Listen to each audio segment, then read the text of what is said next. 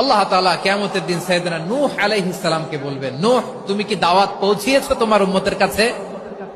নূহ আলাইহিস সালাম বলবেন, হ্যাঁ আমি পৌঁছিয়েছি। এবার নূহের উম্মতকে আল্লাহ জিজ্ঞেস করবেন, এ নূহের উম্মতেরা, তোমাদের নবী নূহ কি দাওয়াত পৌঁছিয়েছে? নূহের উম্মত বলবে, না আল্লাহ, আমাদের কাছে কোনো সতর্ককারী আসে নাই, কোনো নবী টবি আসে নাই, কোনো দাওয়াতও আমরা পাই নাই, আপনারাও চিনি নাই, জান্নাতও চিনি নাই, জাহান্নামও চিনি নাই। নূহ আলাইহিস সালাম বিপদে পড়ে যাবেন। তখন আল্লাহ বলবেন, নূহ তুমি বললা পৌঁছিয়েছো, তোমার উম্মত বলে কিছু পায় নাই। নূহ তোমার কি কোনো সাক্ষী আছে? তোমার কথা আর তোমার উম্মতের কথা তো মিলে না। তুমি বললা তুমি আমার নির্দেশনা দাওয়াত পৌঁছে দিয়েছো, কিন্তু তোমার উম্মত বলে পায় নাই। নূহ তোমার পক্ষে কোনো সাক্ষী আছে? নূহ আলাইহিস সালাম বলবেন, আছে। কে?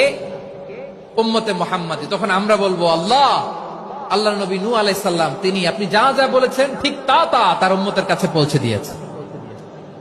এবার নূহের উম্মতের সাথে আমাদের ঝগড়া লাগবে। তারা বলবে, তোমরা আসছো আমাদের হাজার হাজার বছর পরে, তোমরা কি করে জানলা? তোমাদের সাক্ষী ধর্তব্য হবে না? আমরা তখন বলবো, আমাদের কোরআনে তোমাদের নবীর নামে আল্লাহ তাআলা একটা সূরা নাজিল করেছেন, সূরাতে নূহ। আওয়াজ করে পড়েন আল্লাহু আকবার।